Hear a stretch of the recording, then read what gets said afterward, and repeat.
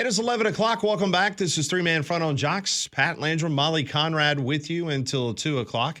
Each and every week during this time, thanks to Crane Works, we are afforded the opportunity to discuss Alabama football with the voice of the Alabama Crimson Tide, Chris Stewart.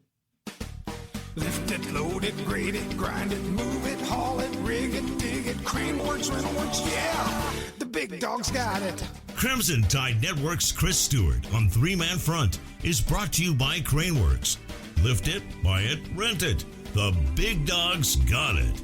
And now, Chris Stewart. And Chris joins us on the Higginbotham Hotline. Chris, I hope you're doing well on this Wednesday. Hope your week 0 weekend was nice, quiet, and relaxing. It was.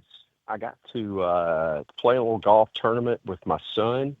We played awful, but I got to spend the time with him in a parent-child tournament out at Bent Brook, and I'm so locked in on game week that I'm talking to you from Greystone today at a charity tournament as well. So I'm really focused. Can you tell? Hey, that's okay. Hey, we all have our processes that we go through in which we get ready for the games. So I have no problem. We do.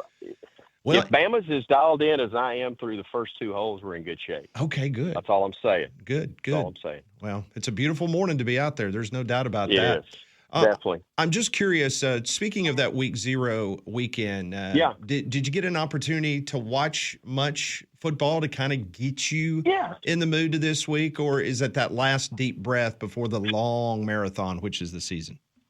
It's a combination. I did not build my schedule around the games that were on, but I did make sure I got home, or when I was home, that I checked out games and couldn't get enough. And like everybody, I think week 0, you watch games that you may not ordinarily watch. Kansas State, Iowa State's not going to fire me up, and both are good programs. It's not a slight at them. It's just there's not a whole lot of interest. But while I'm on the golf course, kind of keeping an eye on the phone, my son was keeping me updated as to what was going on with K-State and the Cyclones, and then got in and watched a little bit, flipped through and watch what was on at night. So it was good to be able to watch and good to keep up with it. And I'm glad we've started. I will be more happy this Saturday than last Saturday about the games I'm getting to take in, or this weekend as opposed to last weekend. But, definitely glad to get going. Chris, as you start processing this Alabama-FSU game mentally leading up to kickoff, if you're like the two of us, we start thinking about, or I guess just a college football fan, you start breaking down a game and thinking about it, all the different scenarios that you could see to try to prepare yourself for. When you look at the coordinator on the other side, Gus Malzahn, you look at the Alabama defense, Alabama's offense versus a new coordinator on the other side coaching their defense, game flow. What are your expectations, or one of your expectations as you look at this game a couple days out? Man, I think what I'm looking forward to seeing is Castellanos able to back up his talk, and is Alabama's defense truly going to make sure that all disrespect is dealt with? That's the conversation that the team has had, or the team had during the off season. And, it's not a criticism of Castellanos. You do what, you think is best, and he thinks it's best to be pretty open and candid about his feelings about his team and about what they're going to face. And I think that he is definitely confident. And I think it's Alabama's responsibility to make sure that confidence was not well advised. So, or at least verbalizing it at the level he did. So we'll see. But I am very much excited about seeing Bama's speed at wideout, the depth in the secondary, and can they get enough of a pass rush and put enough pressure on him that what we know is in the back half is able to be as productive as we think they can be. Because it doesn't matter how good you are in the secondary. If quarterback's got all day to sit back there, you're not going to be real successful in pass coverage more than likely. So I'm excited to see what that front can do and let the secondary be as good as we know they're capable of.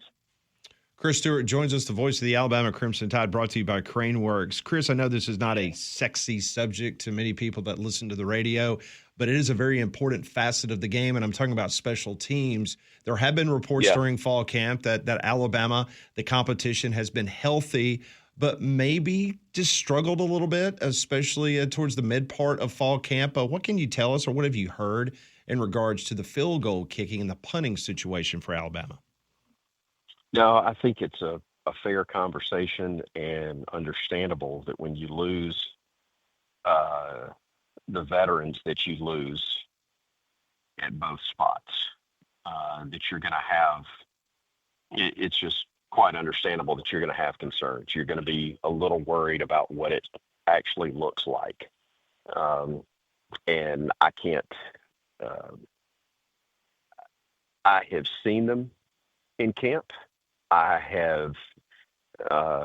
have seen some struggles. I've seen some successes, but I think the part that we all are waiting to see is, how do you do when the lights are on? How do you handle real pressure in your face? How do you manage what is a very good environment, such as the one you're going to have in Tallahassee? And can the guys who have won the job handle it when the lights are on, or in this case, when the sun's hitting you in the face, and so too are the Seminoles. But I think the capability is there. That's not a concern. It's performing when things are at their best, or when it's the most pressure packed. And that's what we won't know until after the first week, and what we frankly need to see halfway through the season, where you've got a legit body of work to truly judge it.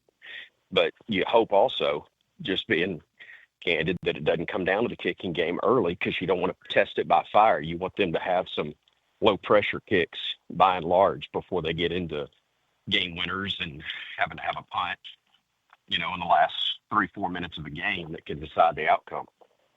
Chris Stewart, voice of the Crimson Tide, joining us on Three Man Front, presented by Crane Works on the Higginbotham Hotline. What excites you most, Chris, about offensive coordinator Ryan Grubb calling plays on Saturday, and what you think you might get with that in the tandem of he and quarterback Ty Simpson? I think what he wants to run fits his quarterback, whoever it is, starting with Ty. But I think it also, there's just a comfort level, as much as you can have in a game one for a first-time starter, and when I say new, I'm talking about new to this group of quarterbacks. I think they've gone through the learning curve, because what they were working on last year is what they're wanting to do this year. Now, in terms of game plan, game strategy, you had to build it around the strengths of Jalen Milroe. And that's what every coach is going to try to do when your best athlete, your best weapon on offense may not fit what you try to do. Your job as the coaches is to put them in the best position they can be to succeed. And there was no doubt that Jalen was the guy last year, but also Jalen's skill set, not necessarily the perfect fit for what Coach DeBoer likes to do offensively. So I think this year it's the better fit. I think it is a case where Ty is going to be comfortable with what he's running and being asked to do. And man, I think having Ryan Grubb back with it, I've always been careful, and I think I even did it last week. I think it's unfair for everybody to act like, Nick Sheridan was the issue last year. I don't think you pointed at one person. I think it's the circumstances that were involved. But there's no question that Ryan Grubb is the OC, with Nick Sheridan helping and working with the quarterbacks, combined with the extra year, or the year under their belt now of development and understanding of what's asked of the quarterback and their skill set fitting, it's going to provide a whole lot more productivity. Not to mention the fact you got depth and experience at wide receiver and as much talent as anybody has in the country. You got enough talent and not a ton of experience, but enough talent, even with Jam Miller out in the opener, that you've got an opportunity to be complementary in the run game and an offensive line that you hope is as good as we think they can be. Chris, you've called a lot of Alabama-Auburn games, and a lot of those involved Gus Malzahn as the head coach at Auburn, who's now going to be the offensive coordinator for Florida State. How much do you anticipate that you're going to see some of those crazy things that Auburn's offense did on Saturday, this time wearing, obviously, the wonderful colors of Florida State University? Well, my therapist says I'm not supposed to talk a lot about Coach Malzahn and his offense, but I'm going to go against the orders and simply say, obviously, he's one of the best minds in the game. He created issues for Nick Saban that no one else could, game in and game out.